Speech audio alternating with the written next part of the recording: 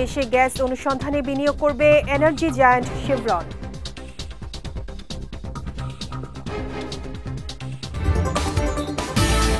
গত বছর দুর্নীতির শীর্ষে পাসপোর্ট অফিস, বিচার বিভাগে ঘুষের পরিমাণ বেশি, টিআইবির তথ্য। এবং বাংলাদেশকে অস্থিতিশীল করতে মাস্টার প্ল্যান করছে ভারত, বললেন রুহুল কবির রিজভী।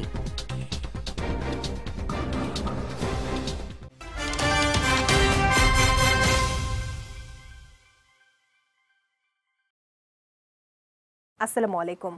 বিজয় রাতের সংবাদে আমন্ত্রণ জানাচ্ছি আমি শেখ তাসফিয়া করিম। শুনছিলেন শিরোনাম, এবারে বিস্তারিত। বিশ্বের এনার্জি জায়ান্ট খ্যাত শেভরন বাংলাদেশে গ্যাস অনুসন্ধানে বিনিয়োগের আগ্রহ প্রকাশ করেছে। প্রধান উপদেষ্টার সঙ্গে সাক্ষাৎ করে এই আগ্রহের কথা প্রকাশ করেছেন প্রতিষ্ঠানটির ভাইস প্রেসিডেন্ট ফ্র্যাঙ্ক ক্যাসুলো। আজ রাষ্ট্রীয় অতিথি ভবন যমুনায় ডক্টর মোহাম্মদ ইউনূসের সঙ্গে সাক্ষাতে যুক্তরাষ্ট্রভিত্তিক এই কোম্পানির ভাইস প্রেসিডেন্ট আরও জানান, দেশটির অর্থনৈতিক কার্যক্রম বৃদ্ধি ও ভালো ব্যবসায়িক পরিবেশের কারণে গ্যাসের চাহিদা বাড়ছে। এজন্য শেভরন উত্তর পূর্ব বাংলাদেশে নতুন ড্রিলিং কার্যক্রমে বিনিয়োগ করতে যাচ্ছে। নতুন গ্যাসের রিজার্ভ দেশের অর্থনৈতিক প্রবৃদ্ধি বাড়াতে সহায়ক হবে বলেও জানান ফ্র্যাঙ্ক ক্যাসুলো। এ সময় প্রধান উপদেষ্টা শেভরনের কর্মকর্তাদের এই বিনিয়োগের জন্য ধন্যবাদ জানান। বলেন, অন্তর্বর্তী সরকার দেশের অর্থনৈতিক কার্যক্রমের মধ্যেও স্থানীয় কোম্পানিগুলোর জন্য গ্যাস সরবরাহ বাড়ানোর পরিকল্পনা নিয়েছে। বাংলাদেশের সঙ্গে বন্ধুত্বপূর্ণ সম্পর্ক বজায় রাখার কথা জানিয়েছেন ঢাকায় নিযুক্ত ভারতীয় হাই কমিশনার প্রণয় ভার্মা। একই সঙ্গে ভারত পারস্পরিক আকাঙ্ক্ষা বাস্তবায়ন এবং শান্তি, নিরাপত্তা ও উন্নয়নের স্বার্থে বর্তমান সরকারের সঙ্গে কাজ করতে ইচ্ছুক বলেও জানান তিনি। আজ দেশটির হাই কমিশনার প্রণয় ভার্মাকে পররাষ্ট্র মন্ত্রণালয়ে জরুরি তলব করা হলে সেখানে হাজির হন তিনি। প্রায় আধা ঘণ্টাব্যাপী বৈঠকে ত্রিপুরায় বাংলাদেশ মিশনে হামলার প্রতিবাদে বাংলাদেশের পক্ষ থেকে প্রতিবাদপত্র তাকে হস্তান্তর করা হয়। পরে বৈঠক শেষে তিনি সাংবাদিকদের এসব কথা বলেন। এ সময় প্রণয় ভার্মা বলেন, একটি বিষয়কে কেন্দ্র করে দুই দেশের সম্পর্ক আটকে থাকার কারণ নেই। ভারত বাংলাদেশ সম্পর্ক বহুমাত্রিক, যাই হোক না কেন বন্ধুত্ব অটুট থাকবে। এদিকে ভারতের ত্রিপুরায় বাংলাদেশি সহকারী হাই কমিশনে হামলার ঘটনায় দুঃখ প্রকাশ করেছে দিল্লি। এই ঘটনার পর ঢাকায় অবস্থিত ভারতীয় দূতাবাসের নিরাপত্তা বাড়ানো হয়েছে। 2023 সালে বাংলাদেশের দুর্নীতিগ্রস্ত খাতের তালিকায় পাসপোর্ট অফিস শীর্ষে রয়েছে বলে জানিয়েছে ট্রান্সপারেন্সি ইন্টারন্যাশনাল বাংলাদেশ, টিআইবি। দুর্নীতিগ্রস্ত খাতের তালিকার দ্বিতীয় স্থানে রয়েছে বিআরটিএ ও তৃতীয় স্থানে আইনশৃঙ্খলা রক্ষাকারী সংস্থা। আর ঘুষের পরিমাণ সবচেয়ে বেশি ছিল বিচার বিভাগে। ট্রান্সপারেন্সি ইন্টারন্যাশনাল বাংলাদেশের খানা জরিপে এমন তথ্য উঠে এসেছে। এছাড়া জরিপের ফলাফল বলছে প্রায় 71% মানুষকে দুর্নীতির শিকার হতে হয়েছে।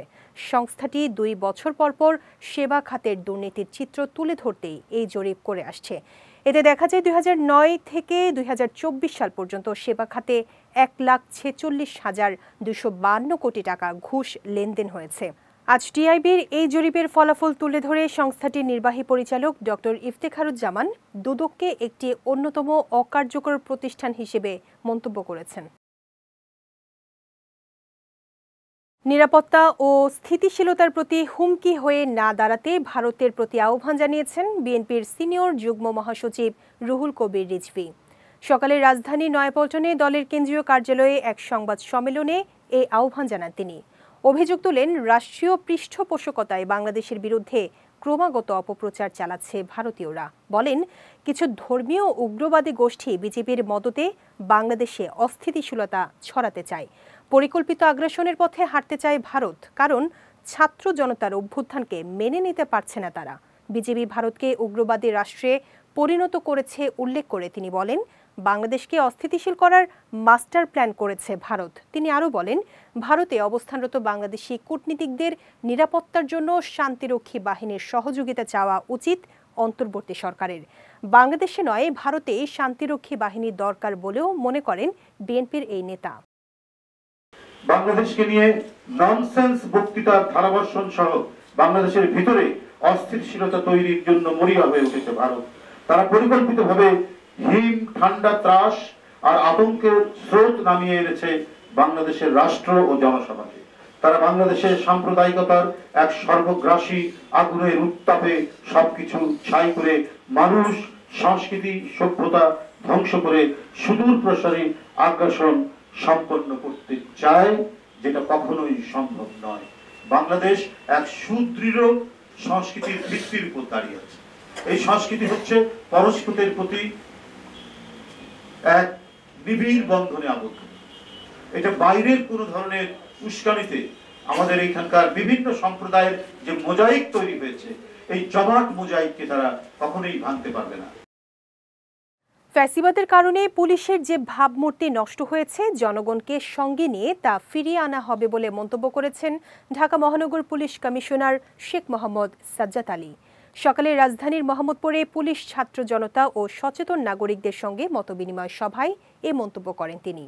এ সময় মোহাম্মদপুর সহ পুরো রাজধানীর সন্ত্রাস, মাদক ও চাঁদাবাজি নিয়ন্ত্রণে ব্যবসায়িক ও রাজনৈতিক নেতাসহ সবাইকে ঐক্যবদ্ধভাবে কাজ করার আহ্বান জানান ঢাকা মহানগর পুলিশ কমিশনার। এখন আমাদের নিজেদের পরিবর্তন আনতে হবে। নীতি নৈতিকতার পরিমাণ বিষয়টি এত নিম্ন পর্যায়ে আমাদের চলে গেছে, আমার খালি টাকা দরকার, আমার টাকা দরকার। এটা কিভাবে আসতেছে ওইটা কোনো ইম্পর্টেন্ট না।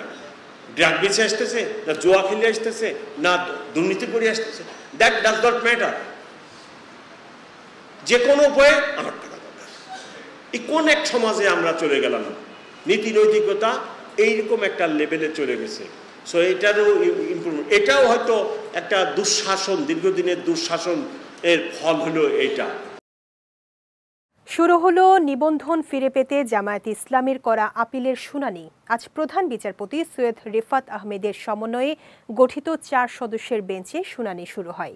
এদিন জামায়াতের আইনজীবীরা শুনানি করেন। দলটির আইনজীবীরা আদালতকে বলেন, জনস্বার্থের কথা বলে জামায়াতের নিবন্ধন বাতিল চেয়ে যারা রিট করেছিল তাদের সেটি করার এখতিয়ার নেই।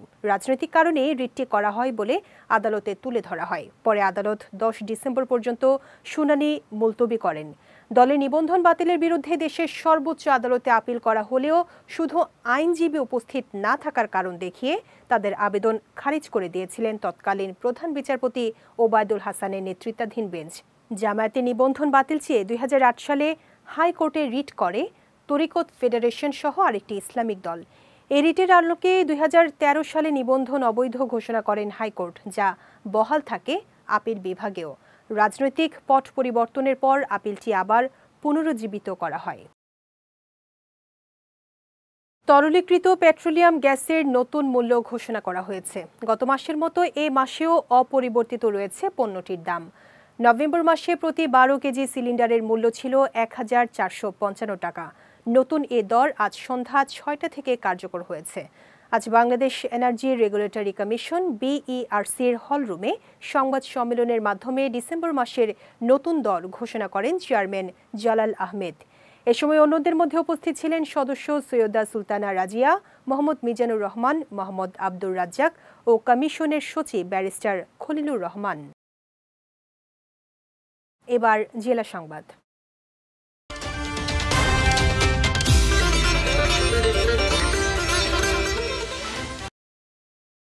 অবৈধভাবে যারা বালু তুলছে তাদের বিরুদ্ধে ব্যবস্থা নেওয়া হচ্ছে বলে জানিয়েছেন নৌ পরিবহন এবং শ্রম ও কর্মসংস্থান মন্ত্রণালয়ের উপদেষ্টা এম শাখাত হোসেন। দুপুরে চাঁদপুরে নির্মিতব্য আধুনিক নৌ বন্দর পরিদর্শন শেষে সাংবাদিকদের প্রশ্নের জবাবে তিনি কথা জানান। বলেন, বালু উত্তোলন বৈধ হলে উত্তোলনকারীরা আমাকে দেখে পালাতো না, তাদের ছবি তুলে রাখা হয়েছে, ব্যবস্থা নেওয়া হবে। উপদেষ্টা আরও বলেন, নদী থেকে এভাবে বালু উত্তোলন করা হলে কোথাও গর্ত হবে, আবার কোথাও চর পড়বে, এটা হতে দেয়া যাবে না। এই বিষয়ে সকলকে চিঠি দিয়ে অবহিত করা হবে বলেও জানান তিনি। পরিদর্শনকালে তার সঙ্গে জেলা প্রশাসক মোহাম্মদ মহসিন উদ্দিন, পুলিশ সুপার রাকিব সহ অন্যান্যরা উপস্থিত ছিলেন। যারা এই কাজে নিয়োজিত, একটা করে দেখলাম মনে হলো ওইটাই মাদার ইয়ে, তার বিরুদ্ধে আমরা অ্যাকশন নেব। এত কিছু বলার পরে কেউ শুনছে না, তাদের বিরুদ্ধে অ্যাকশন নেওয়া হবে। অবৈধভাবে যারা বালু মহল আছে, যারা ডেপুটি কমিশনার সাহেবরা দিয়ে থাকেন, সেটার একটা প্রসেস আছে।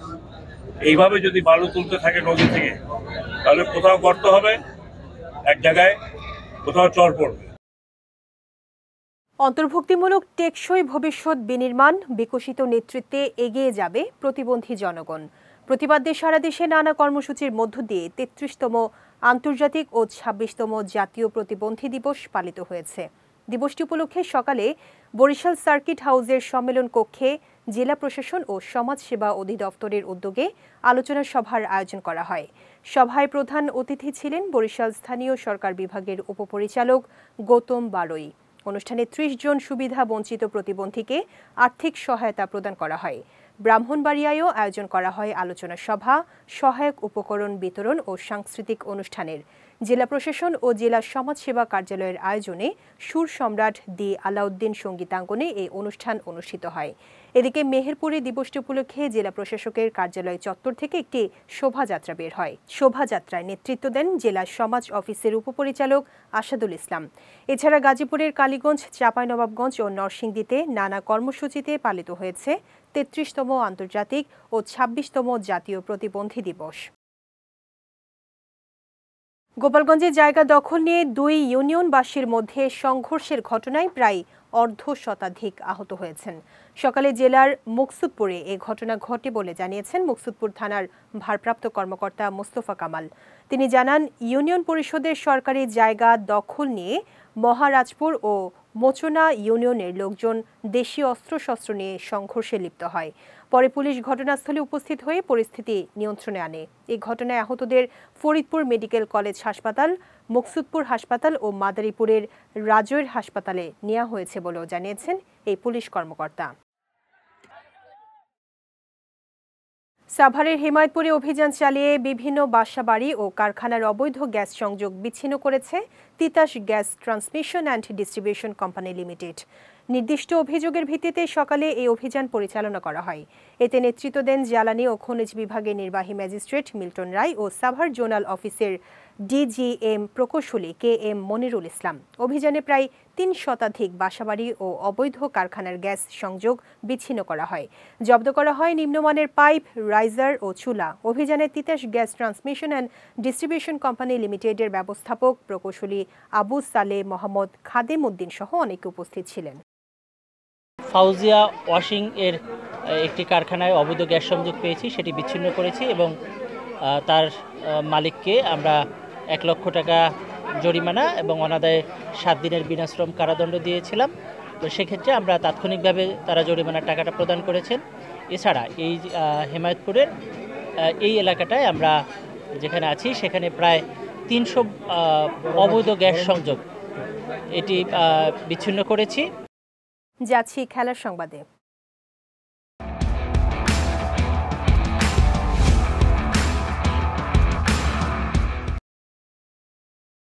ইতিহাস গড়েছে বাংলাদেশ যুব হকি দল।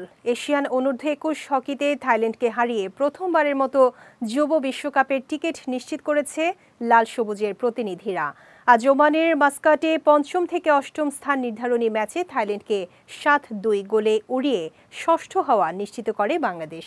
আর সেই জয় পেয়ে বাংলাদেশের যুবারা মেতে ওঠেন উল্লাসে।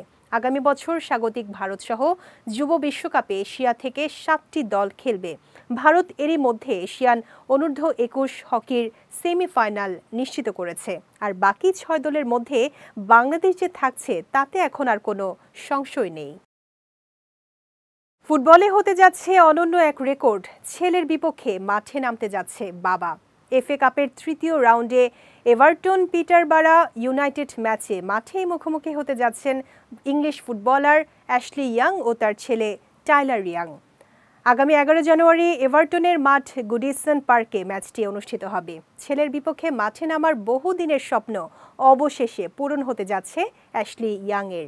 ম্যাচটি খেলতে তর সইছে না এই ইংলিশ ডিফেন্ডারের। তাই সামাজিক যোগাযোগ মাধ্যমে সিনিয়র ইয়াং লিখেছেন, দুর্দান্ত স্বপ্ন সত্যি হতে যাচ্ছে। বর্ণাঢ্য ক্যারিয়ারে অ্যাশলি ৭০০রও বেশি ম্যাচ খেলেছেন। বেশ কয়েকটি ক্লাব ঘুরে গত বছর এভারটনে পাড়ি জমিয়েছেন এই ইংলিশ ফুটবলার। এদিকে কিছুদিন আগেই UFL ট্রফির ম্যাচ দিয়ে পিটারবার ইউনাইটেডের হয়ে অভিষেক হয় ১৮ বছর বয়সী মিডফিল্ডার টাইলারের। বিজয় রাতের সংবাদ শেষ করার আগে শিরোনামগুলো দেখে নিচ্ছি আরও একবার।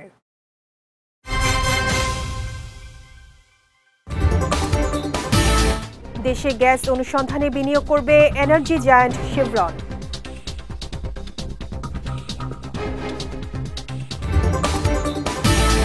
গত বছর দুর্নীতির শীর্ষে পাসপোর্ট অফিস, বিচার বিভাগে ঘুষের পরিমাণ বেশি, টিআইবির তথ্য। এবং বাংলাদেশকে অস্থিতিশীল করতে মাস্টার প্ল্যান করছে ভারত, বললেন রুহুল কবির রিজভী।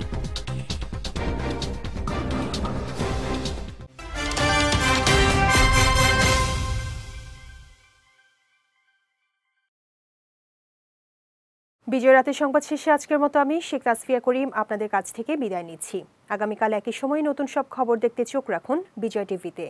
এছাড়া আজকের বিজয় রাতের সংবাদের ভিডিও দেখতে পারেন আমাদের ইউটিউব এবং ফেসবুক পেজে। আমাদের ইউটিউব হলো youtube.com/BijayTVOfficial এবং আমাদের ফেসবুক পেজ হলো facebook.com/BijayTVLimited। এতক্ষণ সঙ্গে থাকার জন্য ধন্যবাদ সবাইকে।